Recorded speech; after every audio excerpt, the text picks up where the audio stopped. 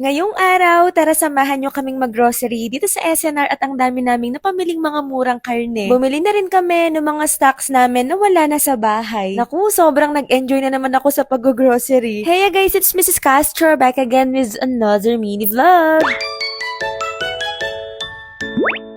For today's vlog, sobrang sarap ng tulog ko as in tuloy-tuloy at hindi talaga ako nalingat. Ginising na nga lang ako ni Mr. Castro dyan kasi nga magluluto po kami ng uulamin namin ngayong lunch. At pagtayo ko, tignan nyo tong si Tabi nakatambay dito sa banyo namin sa taas bagkus naka-aircon naman yan. Kinuha nga agad siya ni Mr. Castro at tignan nyo guys, alam nyo ba mag 1 year old na yan ngayong October. Kaya naman ayan, pinagkakanta ko siya at ina-advance ko na yung kanta kong happy birthday sa kanya. Parang kailan lang no, nung napulot namin siya sa daan. Kaya nga yung pangalan niya Tabi kasi sa tabing daan namin siya napulot. O, 'di ba ang witty? Anyway, nag-toothbrush at naghilamos na ako dyan at after nyan, bumaba na rin ako. Magluluto nga kami ngayon ng munggo guys. Uunahan ko na kayo ha, kahit hindi pa Friday. Bukas pa nga yung Biyernes pero nag-crave na yung asawa ko. Sabi niya, lutuan ko raw siya nito. Namalengke na nga raw siya kanina habang tulog ako para pagising ko, ayan, lulutuin na lang. Pinahiwa ko nga sa kanya yung ampalaya tapos binabad ko lang ng konting asin para mawala or mabawasan yung pait. At pagkatapos niya, nag-start na akong mag-isa dito ng bawang sibuyas at kamatis. Lumambot na rin kasi itong mga munggo na pinakuluan namin kanina kaya ayan, ready to cook na. Kayo guys, anong nailuto nyo ngayon? At kapag ka pala nagluluto ako ng munggo, ayaw ko talaga yung malapot. Gusto ko yung masabaw. Alam ko, iba-iba tayo ng trip sa pagluluto ng munggo. Yung iba gusto malapot, yung iba gusto ganito. Basta ako, gusto ko ganito yung munggo ko, medyo masabaw tapos maraming chicharon. At pinartneran nga pala namin yan ng mga dalagang bukid. Kaya naman tara, luto na yung ulam namin, kain na tayo. Kapag ka ganito yung ulam, naku, ang hirap talagang magpigil ng kanin. Although yung kanin ko, laging 150